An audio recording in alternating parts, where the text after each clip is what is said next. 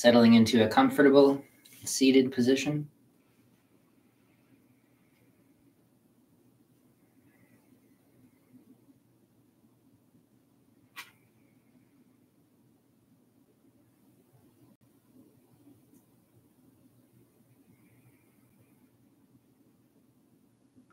Easy and restful.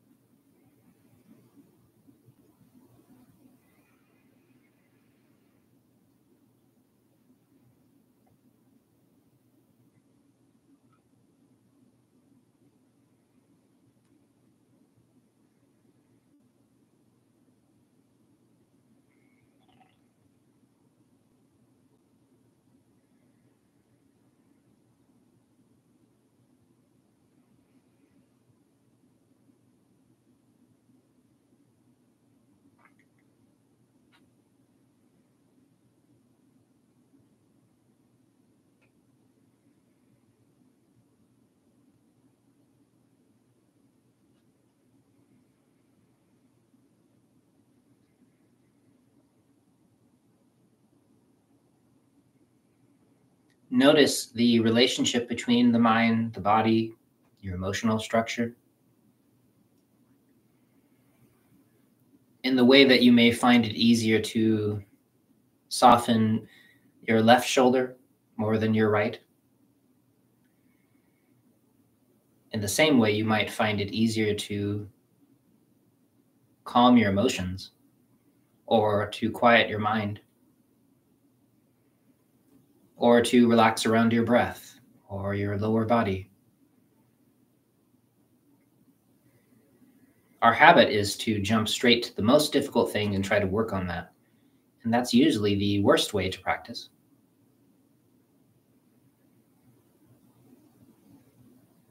Instead, we take the path of water and flow around the difficult things and go straight to the easy open spaces.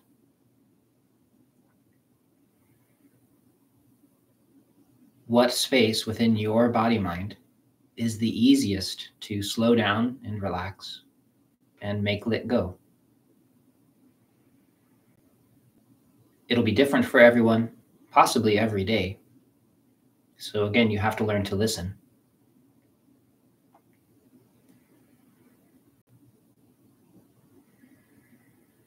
Maybe after all of this practice with softening the hands during this particular practice, and now you can allow that softness to spread up to your forearms. And so up to your elbows, suddenly as you sit here, you find it easy to let go and to soften your nervous system in those areas.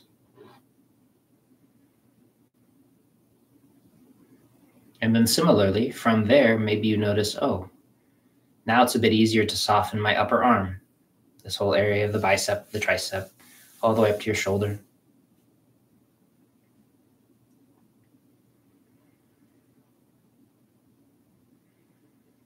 And you don't have to try to spread through your whole body. So maybe you soften your arms really well and your shoulders are a bit hesitant. But now you're noticing, because you've softened your arms, that your emotions feel more calm. That whatever it was that was stressing you out earlier, simply from softening your hands to your shoulders, that issue now seems much smaller. And so maybe you allow your awareness to touch upon that as it softens and opens, and you feel more and more peaceful.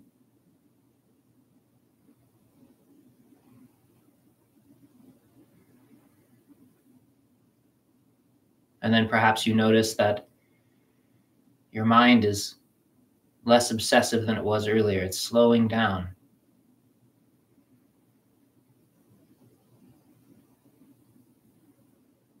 And as your mind slows down, again, your emotions calm further, your body softens more, and a new area in your body opens up. And you can allow that softness to spread.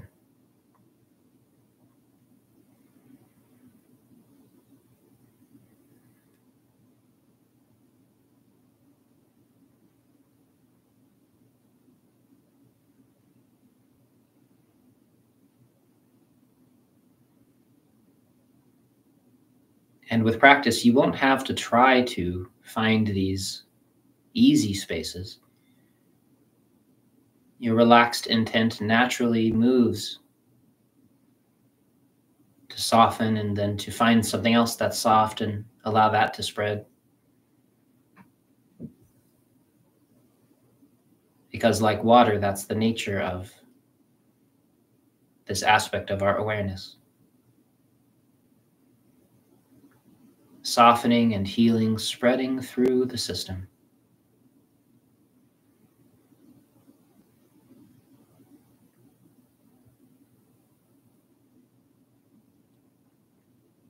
Just a couple more minutes with each exhalation. A bit softer. With each inhalation, a deepening of the stillness.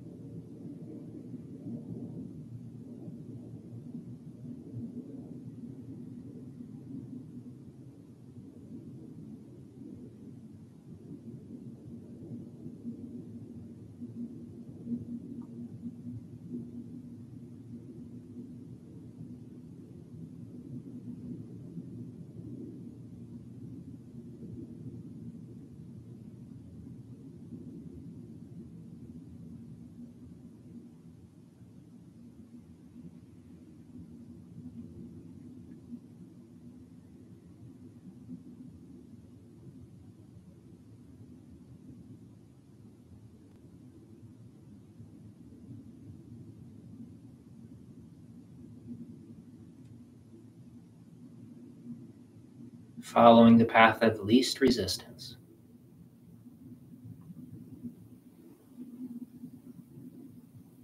A few more comfortable exhalations, allowing the crown of the head to release and float upward. Your whole body to become soft and still and very comfortable.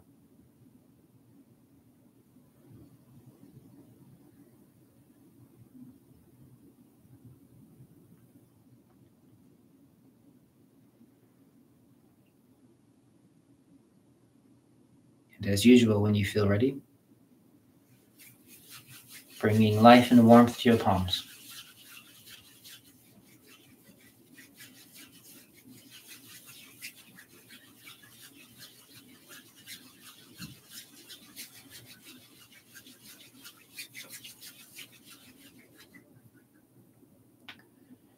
If your eyes are particularly tired, you can always start by putting your palms onto your eyes and softening around there. You don't have to follow this particular order.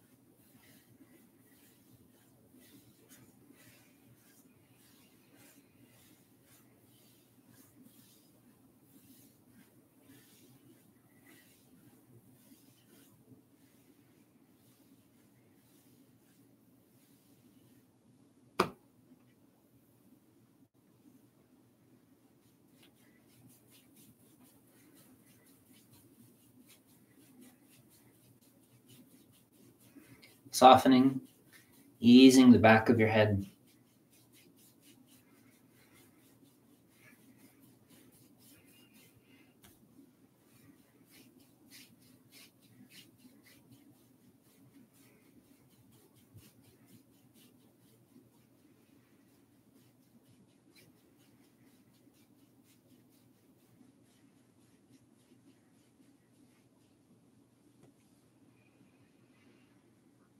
And then similarly on the neck, back of the neck, base of the neck, below C7, especially there, making that soft and warm and easy.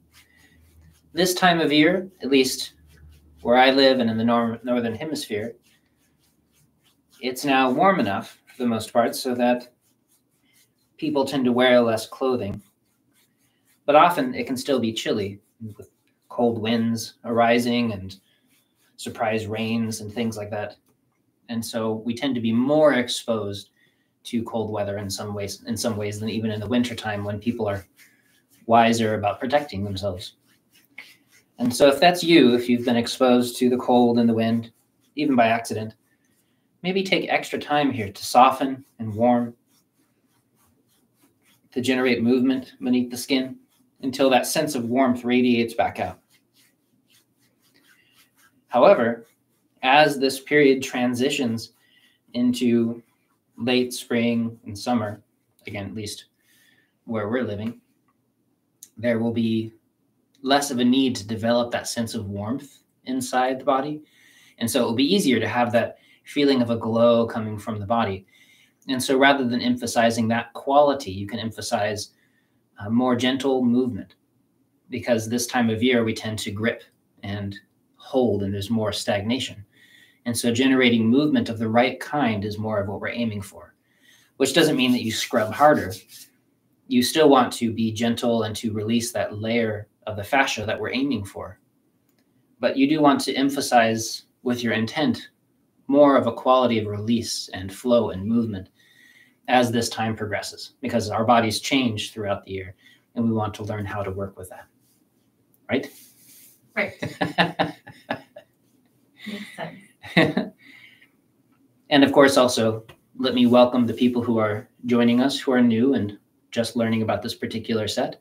Please do click down below on the link that will lead you to a class teaching you how this set works, what the points are, what we're trying to create, and that will make it much easier for you to learn.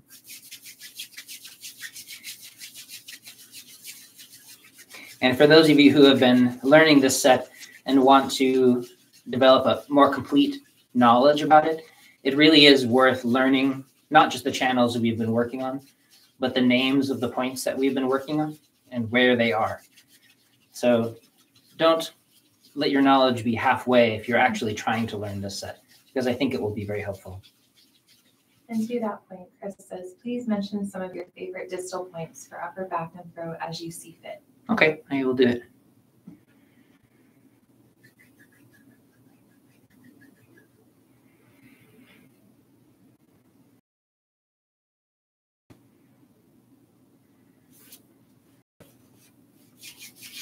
And if there are other questions as we go along, those of you wise and fortunate enough to join us on these live sessions,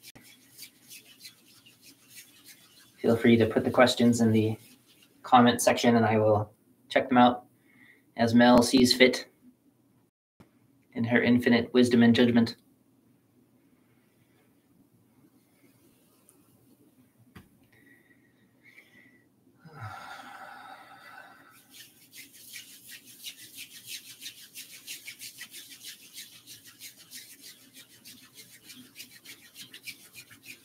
So if I don't answer your question, it's her fault, is what I'm saying.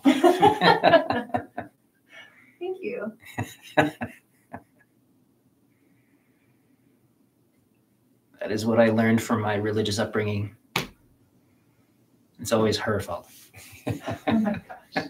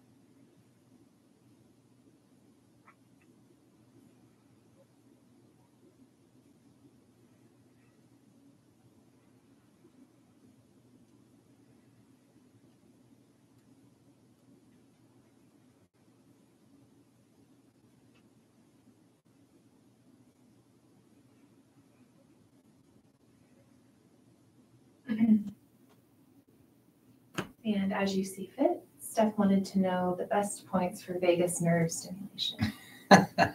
Okay.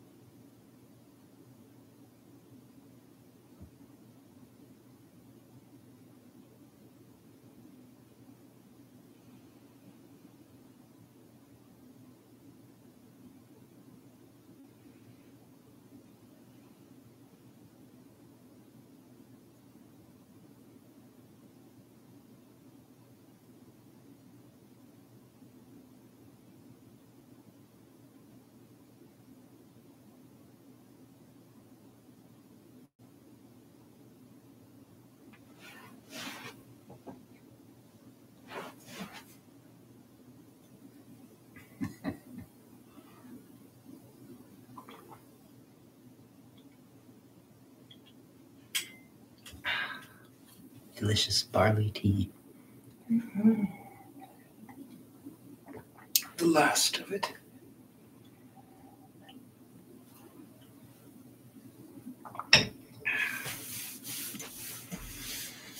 Mm.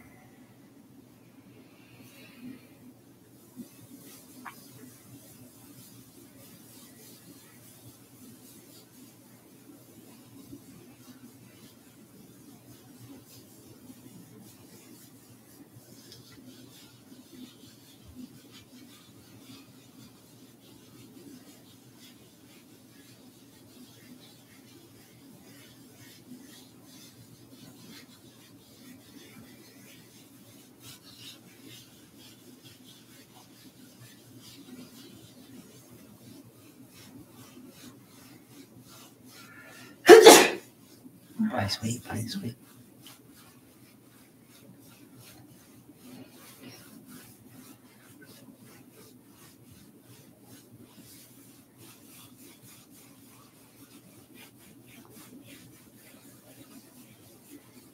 Are you warm enough? Mm-hmm. Okay. You can turn that heater on if you need to.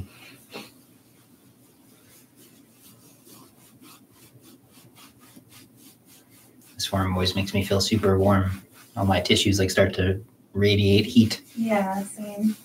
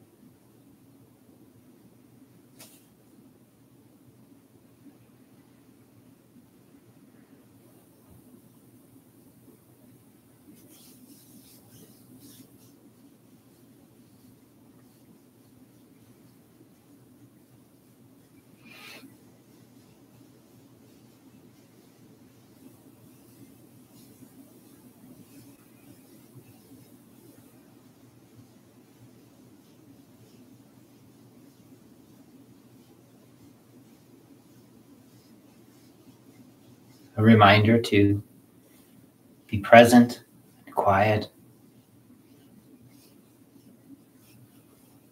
Quiet in the sense that your awareness is simply resting in this space where you're working. You're not following ideas about it or chasing thoughts. And as you work these 3 points the same, simply having this quiet awareness of the space. And your mind soaks into the tissue beneath the skin.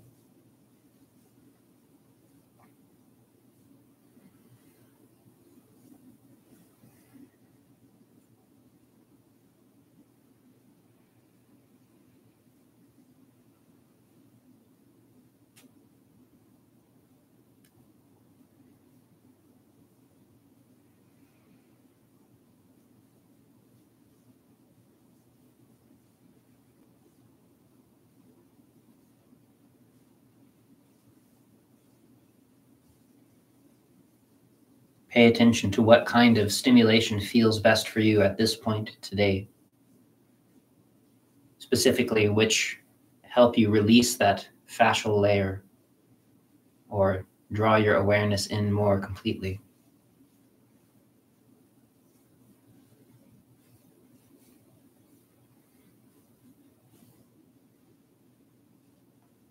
Pay attention to the quality of the touch and the change that it's helping create inside your body.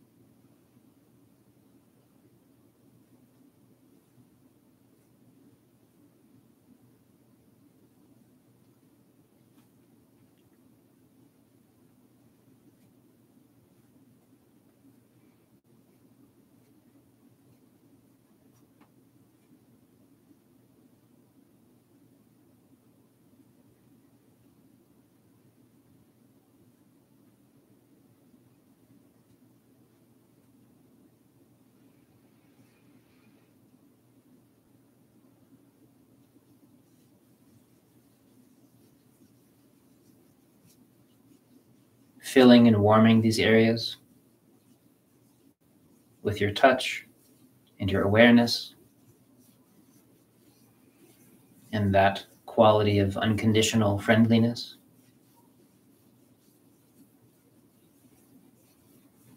This quiet presence, gentle acceptance.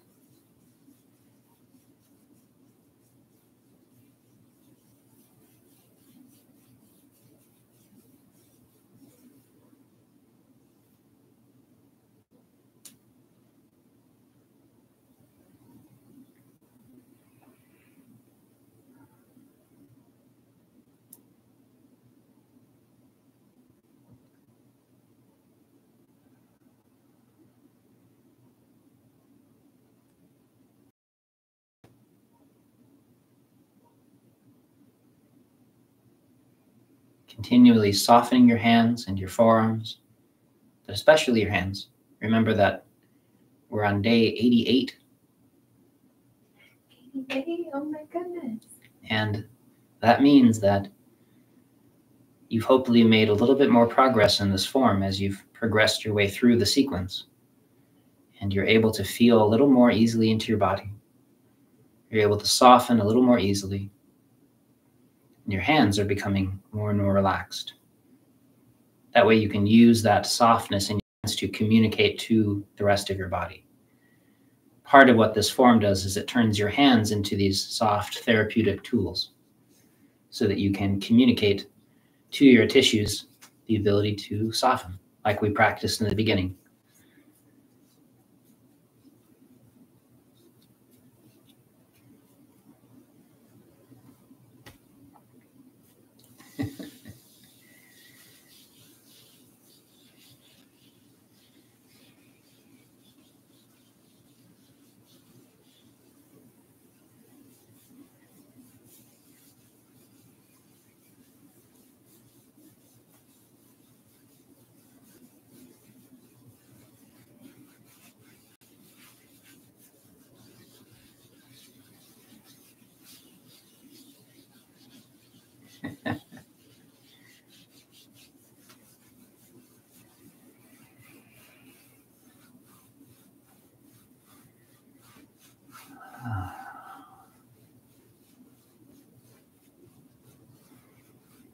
Your awareness sinking deep under the arm here.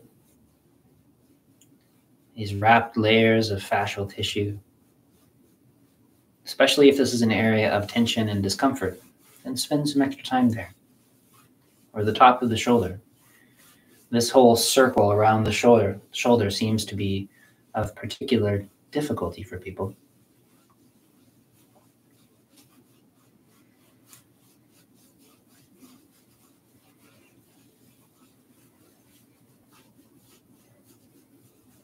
Remember that you can get help from somebody, and you could turn this into a two-person therapeutic process where you help somebody with their upper back release.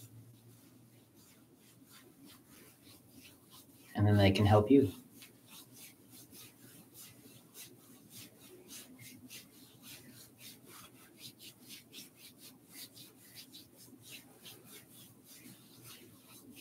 Maybe one day Mel will be on camera and she'll let me demonstrate on her. A few more years. Few more years. I gotta warm up first. On Mel's 50th birthday. Hey. We'll put you on the hollow cam and The hollow cam. whatever future technology is on your 50th birthday. Hollow cam. Mm-hmm. Hollow, oh yeah, as in hologram.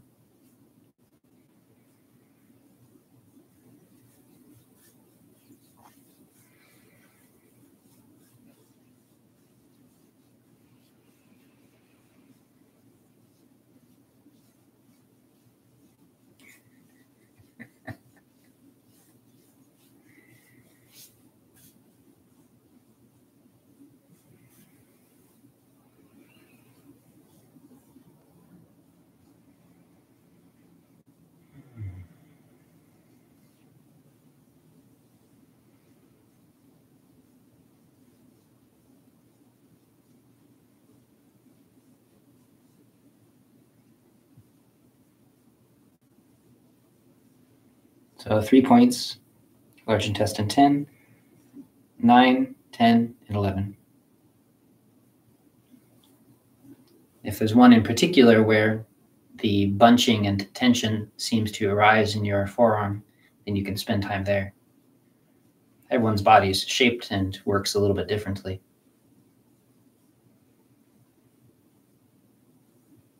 But most people who work with their hands tend to need these areas to be soft.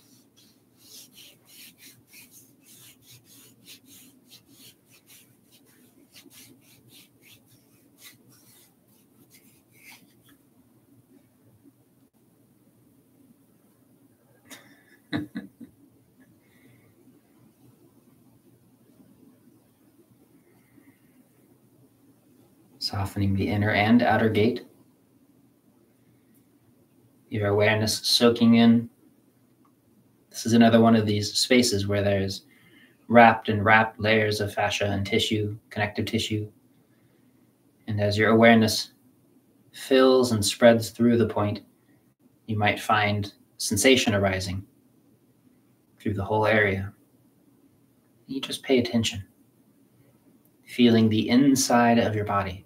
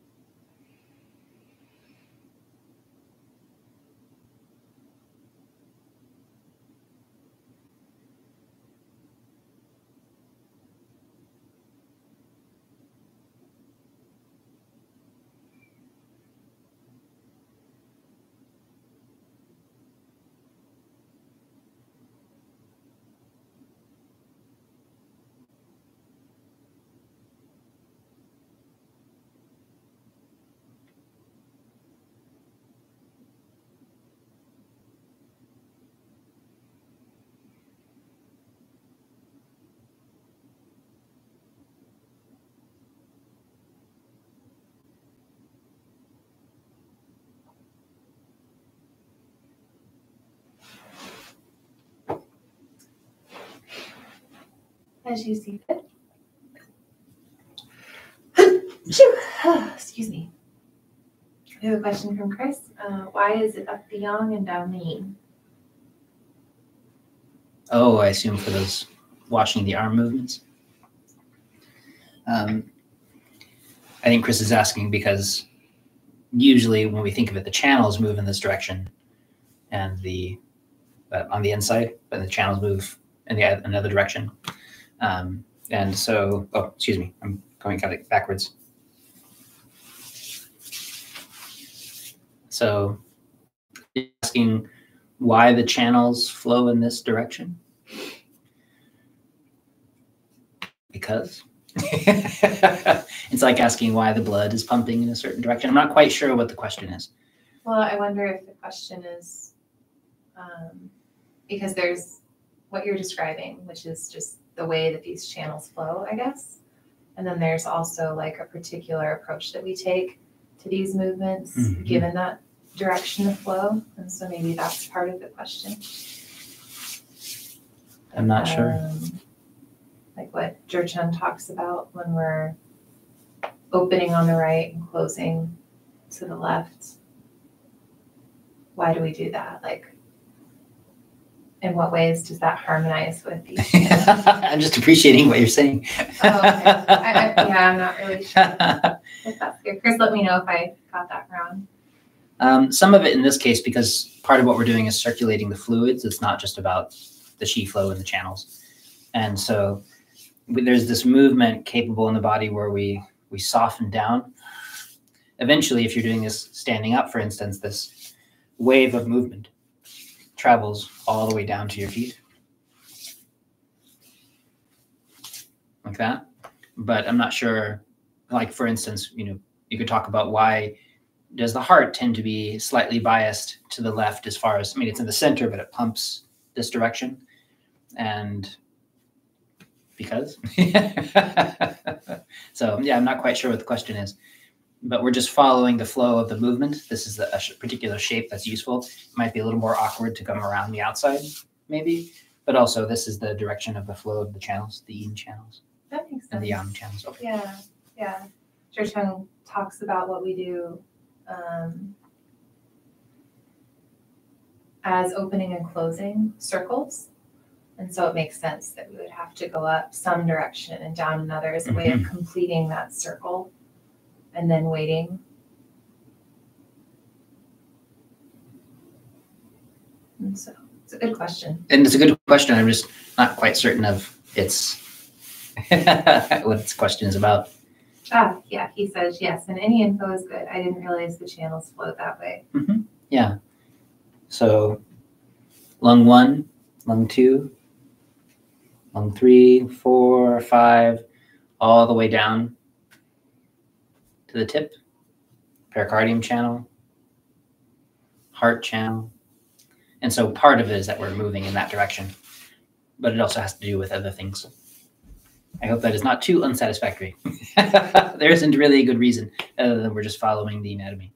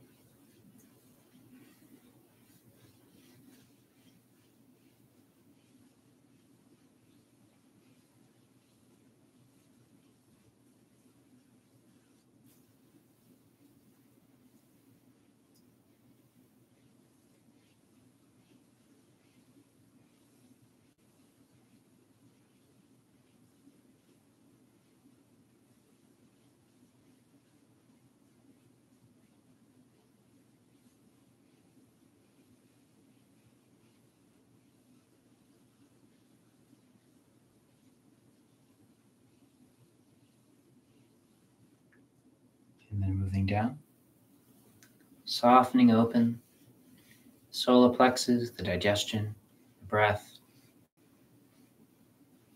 continuing to soften your hands, to slow down your mind and to allow it to connect with your physical form, feeling inside.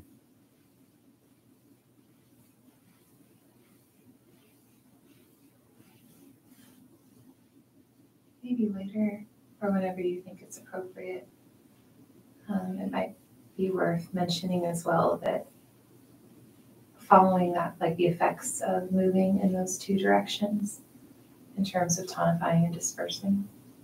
Oh, no, that's probably too much. You think so? Yeah. Okay. As far as like, because then people will start paying attention to a specific direction. As we go both directions in all of these circles. Mm-hmm.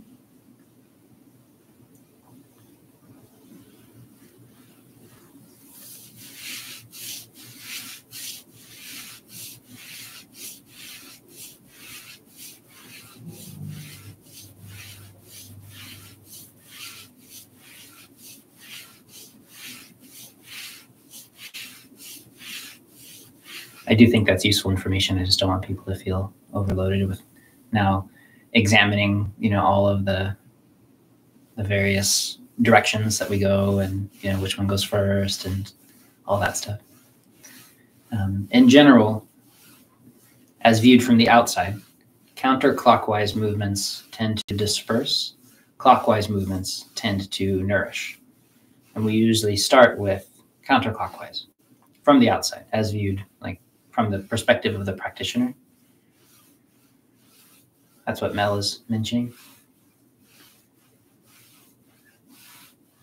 But don't let it worry you, because it's not going to make that much of a difference.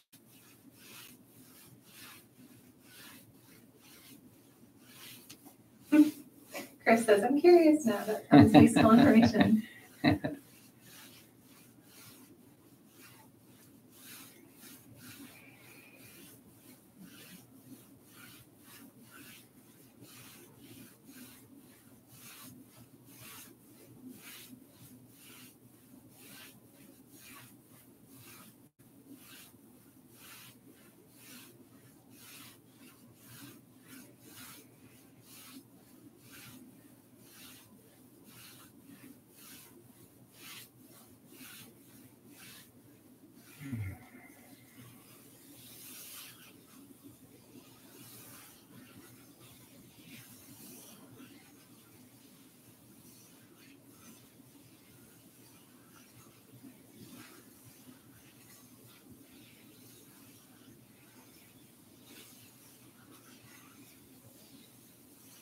So like, for instance, here, there's different directions of circles, but the main emphasis is on sinking down the outside. Sinking. And we wouldn't want people to think about left or right, or I'm tonifying on this side and dispersing on this side, because that's not the point. Same with the face, circles, and things like that. And so it's kind of information that can get in the way of the practice. It's useful to know, I think. It's just way down the ladder of things. More important is to soften your hands and quiet your mind and soften your breath. Be in the right area, use the right point.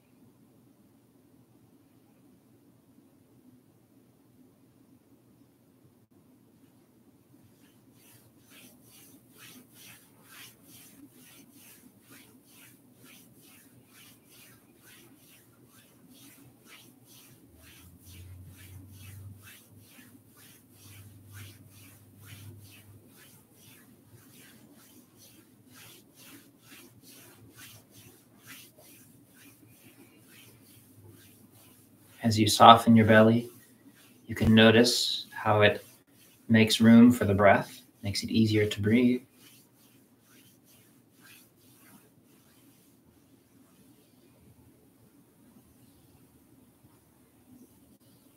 And the softer you become, the easier it is for your mind to move into that space.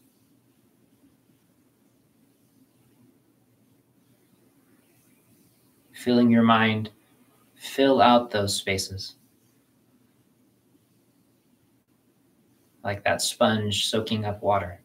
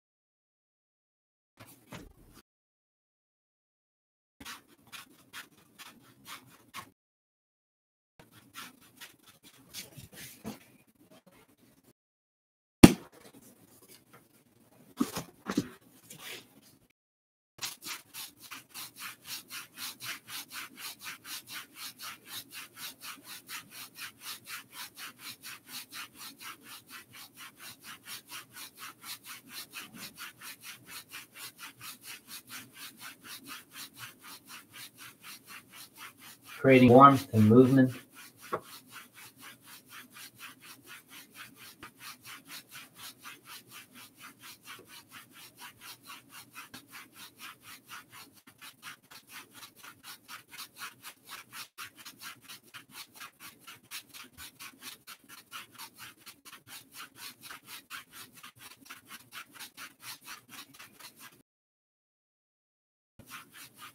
Keeping your shoulders soft.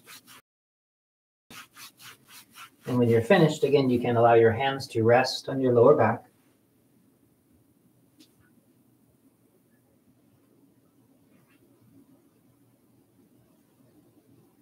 Feeling that warmth and vitality soaking into the area. Feeling the space of that membrane, that fascial layer that spreads through.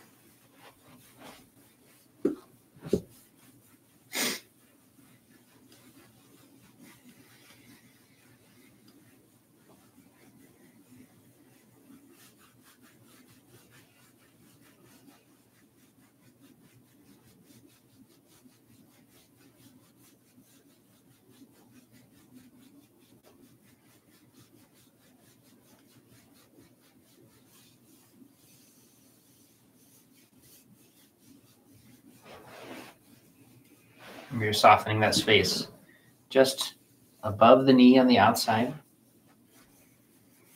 in line with the outer edge of the kneecap.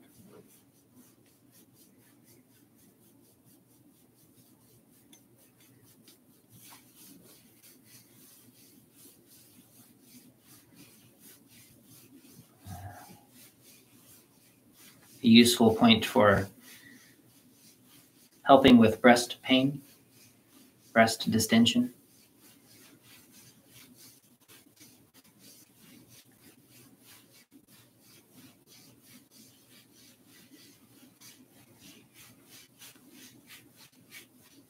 You can use whichever part of your hand feels most comfortable to nourish and soften these points. Right now I'm using the heel of my palm. That seems to feel really nice. But pay attention to what is helping you relax. Don't just do the movement.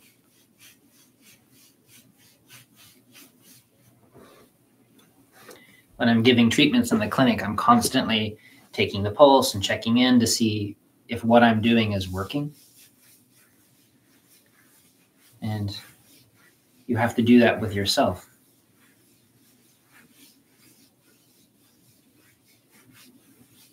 Continuously softening.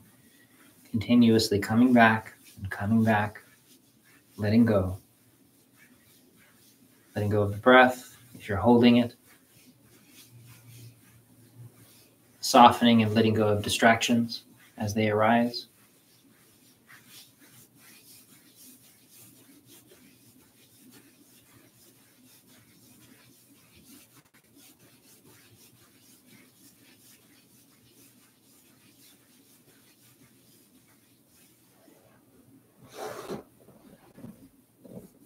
Backs of the knees.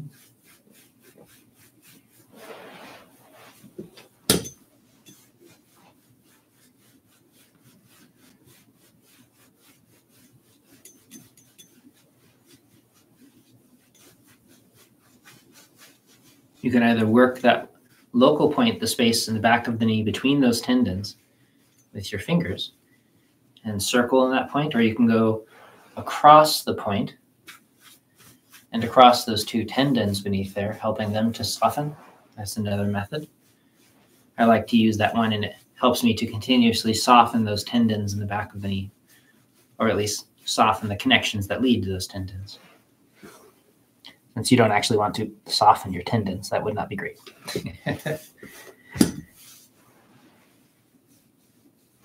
Stomach 36. One finger breadth away from the shin bone on the top of that muscle that runs next to the shin. But you want to warm and soften that whole area.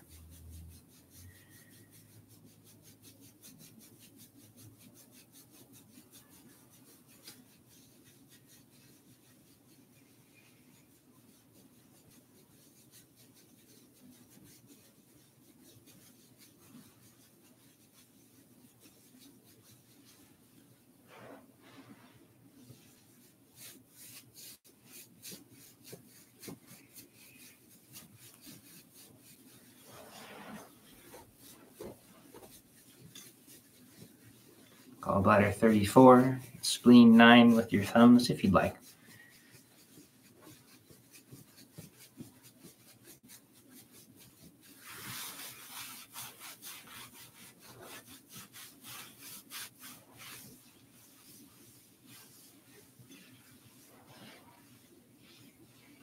Remember to hinge from the hips.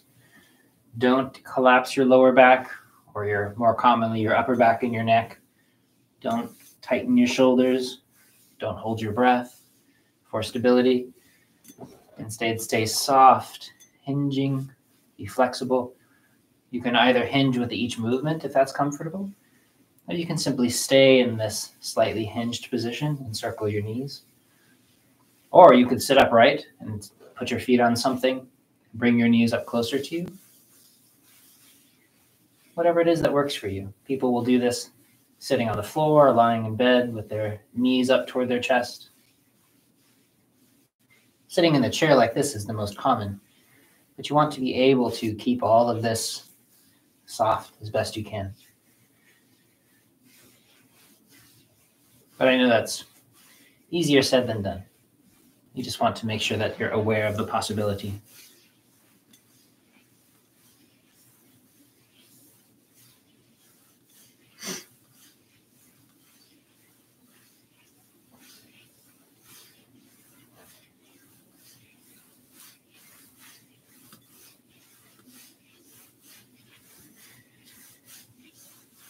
You look better in that sweater than I do. You should keep it. The arms are a little too short.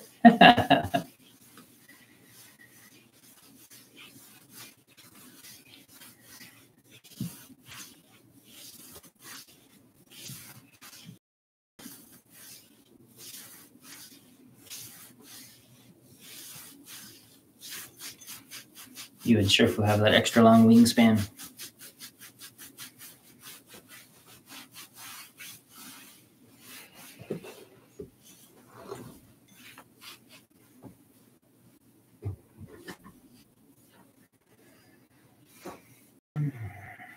Letting go of the center of the calf, all around the calf as best you can.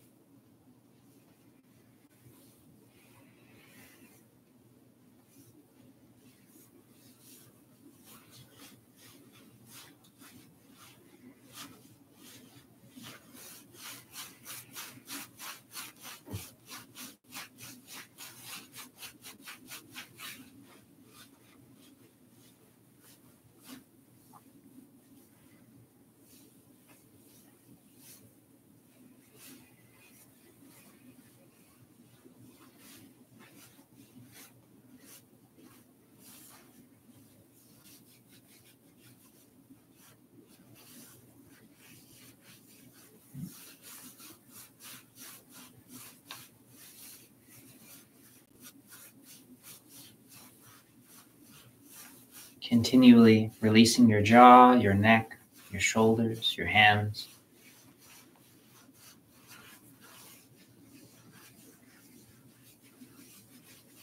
Maintain the opening that you created earlier in the set.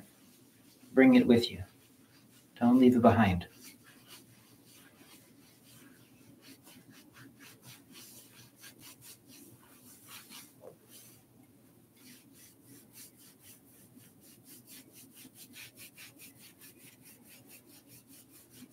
Softening the liver channel here, spleen channel on top, kidney channel on the bottom. But most importantly, simply letting go of your feet, bringing warmth and suppleness and life to them.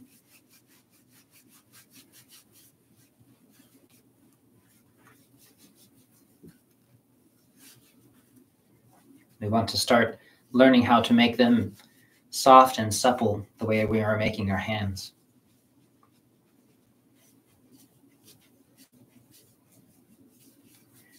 It's often much easier to learn to soften things from the extremities inward.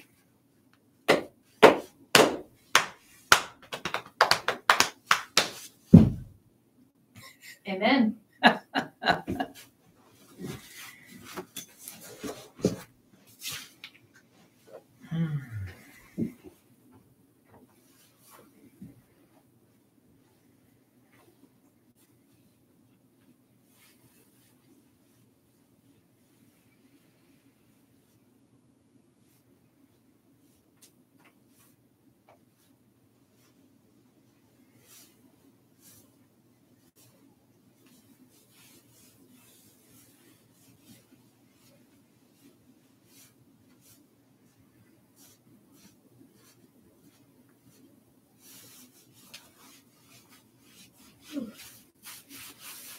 Kind of a tight spot. That toe with the bone spur. You've just decided it's a bone spur. It's kind of cracking a little bit. I'm sorry that your toe hurts. Oh, no, it's actually a lot better now. Oh, good. The bone spur went away. That's amazing how that happens. It appeared and disappeared in a single day. 2 days. 2 days. Wow. Still, fastest bone growth and dissolving of all time.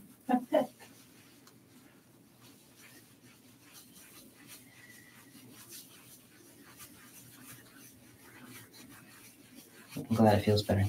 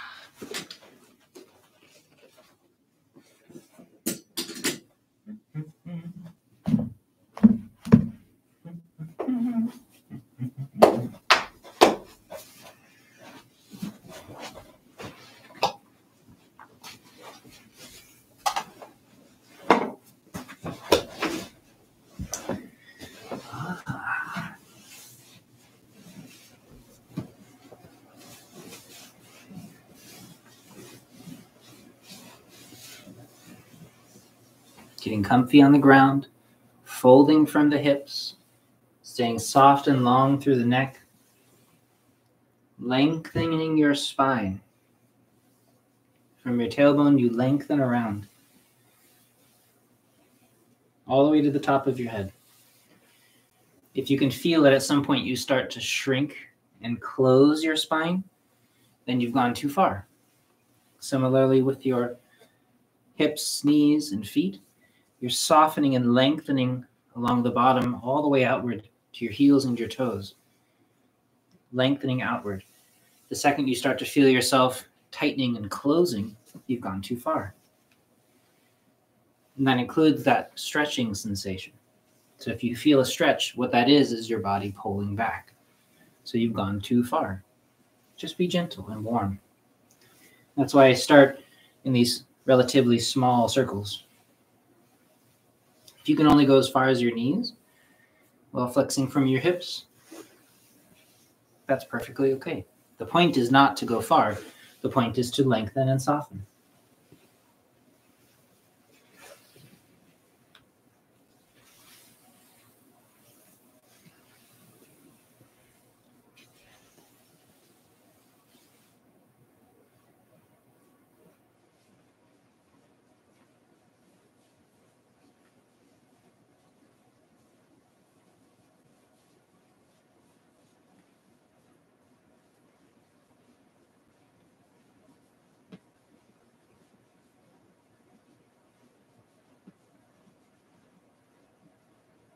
Making sure your movement is coming all the way up from your hips, but you're really engaging your feet, allowing your toes to be alive.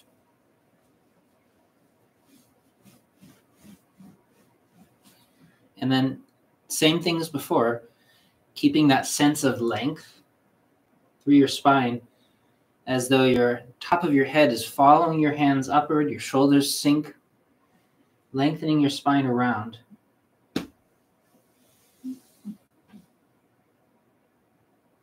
Softening, rounding the bottom of your feet, waking the bottom of your feet up, lengthening all the way to your tailbone, and then from your tailbone to your spine, and then even further all the way around, as far as you go comfortably.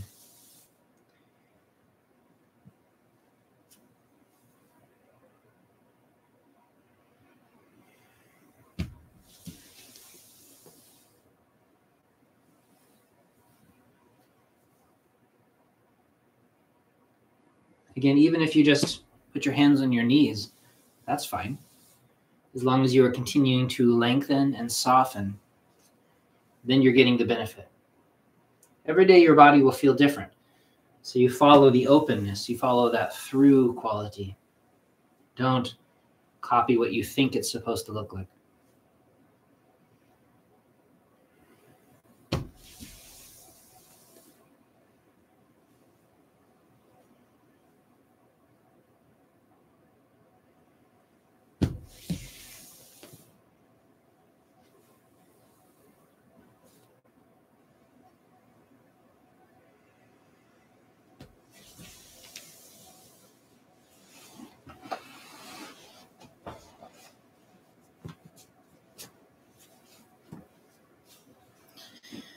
I'm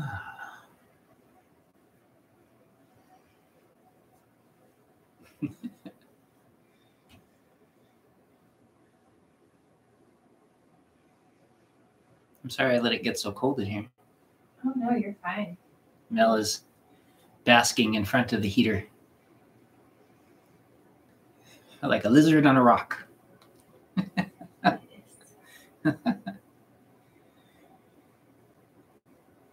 It gets warm during these practices. I can't tell what temperature it is.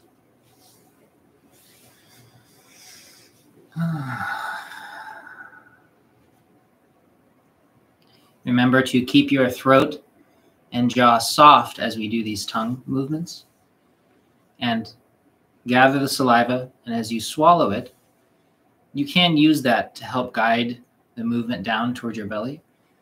But in the very least, do allow your awareness to settle for at least a moment into that space between the navel and the spine as best you can. We want to let everything sink and ground afterward. And take your time.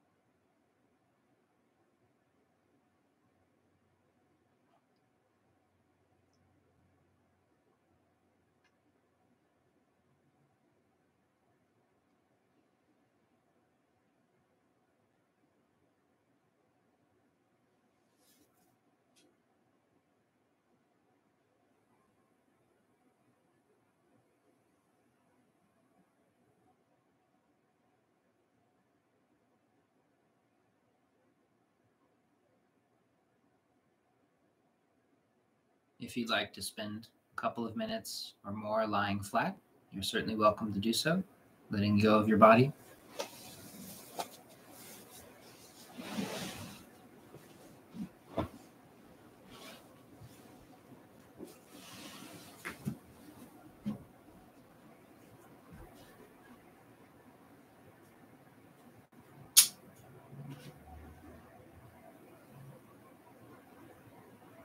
Releasing your body to the floor.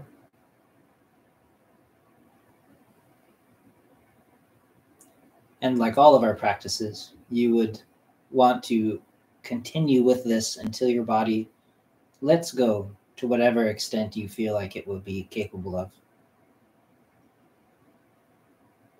Releasing and releasing.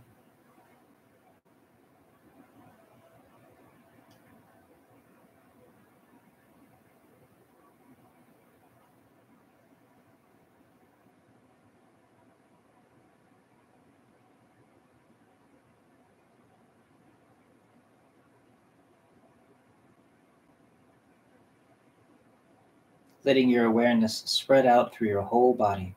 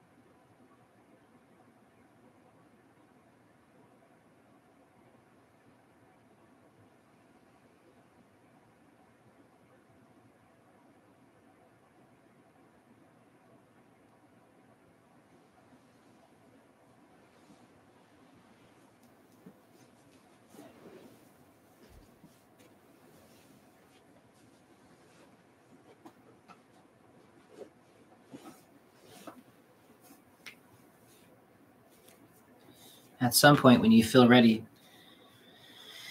if you'd like to, you're welcome to sit back up safely, taking care of your joints and your new level of openness, a new level of quietude in your mind and your nervous system.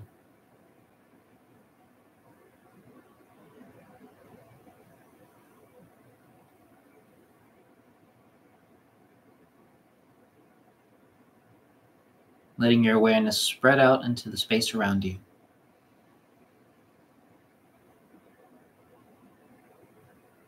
Keeping just one bit of an anchor, settled awareness in your center, staying grounded in your body.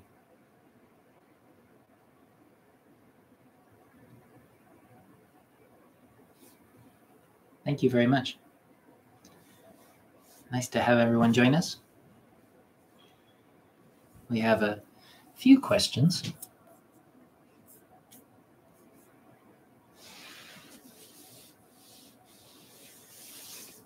Yeah, so there was Steph's question about the best points for vagus nerve stimulation.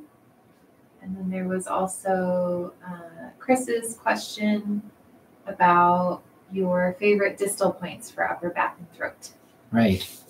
So to answer Chris's question about the throat and the upper back, for the most part, I've tended to cover the points that talk about the throat because there's a lot of ways to have throat pain.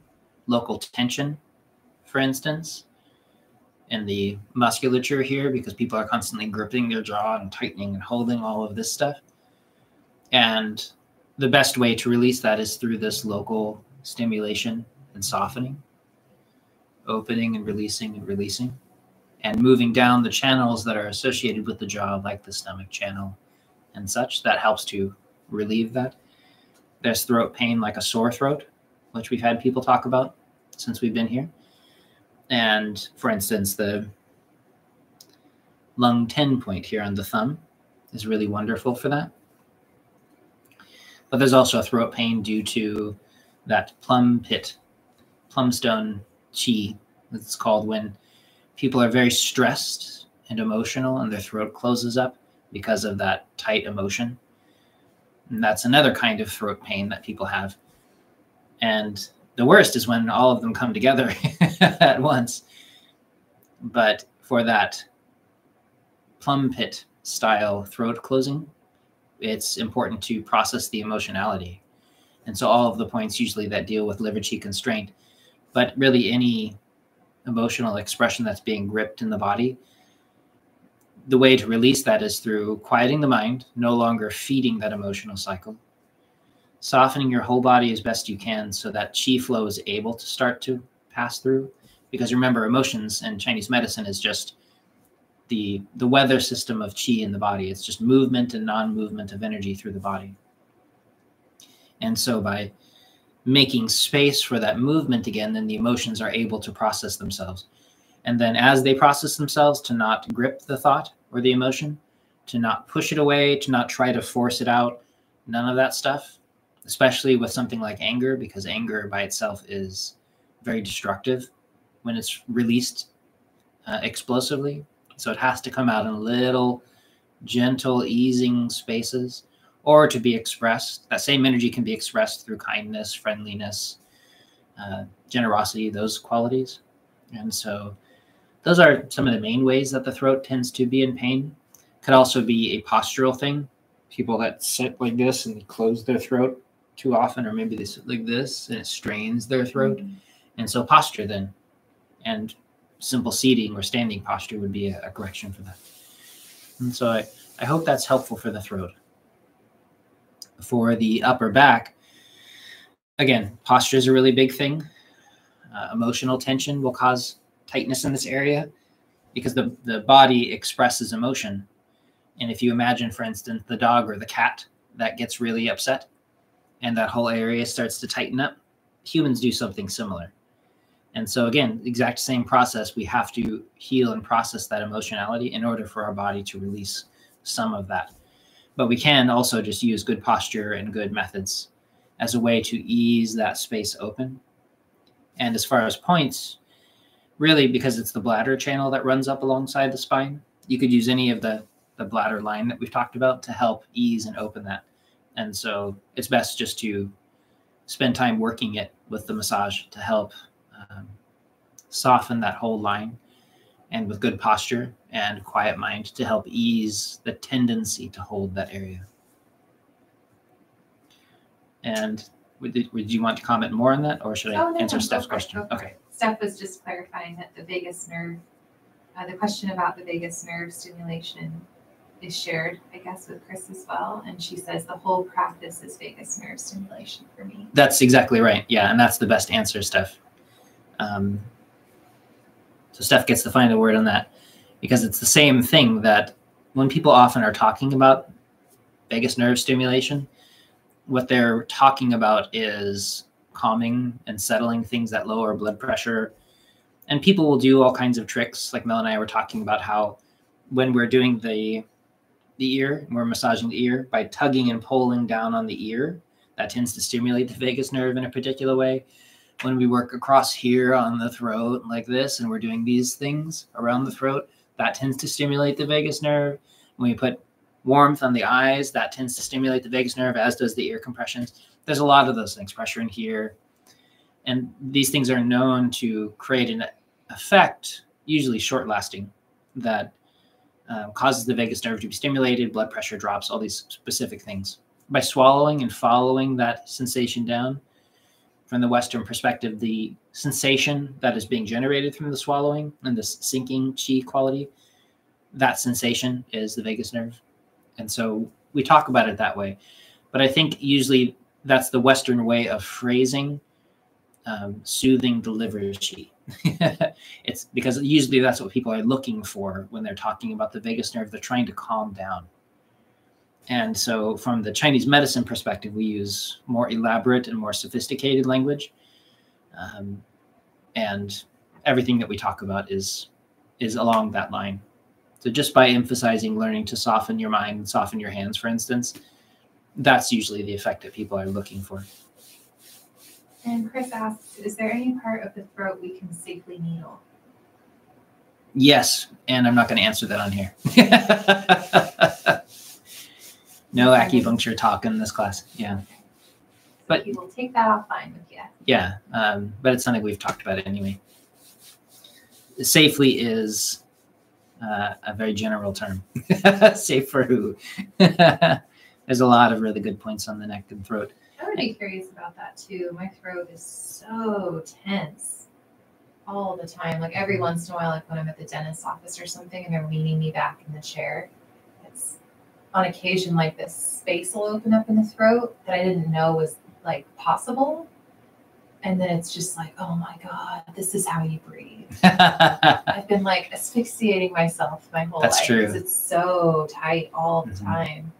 But that's usually related all through this line. It's not just your throat. But it's, again, it's the same process. We're talking about tension. We're talking about the tendency to grip. And we have to not, if somebody comes along with a magic wand and goes, poof, your throat is relaxed. It's great. It's helpful. And you haven't learned how to relax, because the tension will just come back. Everything that we do that's causing that problem in the first place, we still have to learn how to stop doing that. That's one of the things in this form. People often just, like I say, they just want to be fixed. They want to feel better, but they don't want to learn how to change to become people who stop doing those things. Or again, these are not different things. Like you can have someone treat you and make you feel better. And I think that's great. And you still want to learn how to release these things. And so we can do points to help relieve these areas, but we still have to learn how to stop gripping all the time. And that's more of what this practice is for. And so I try to limit the discussion as much as I can around that in this class for this particular set, at least.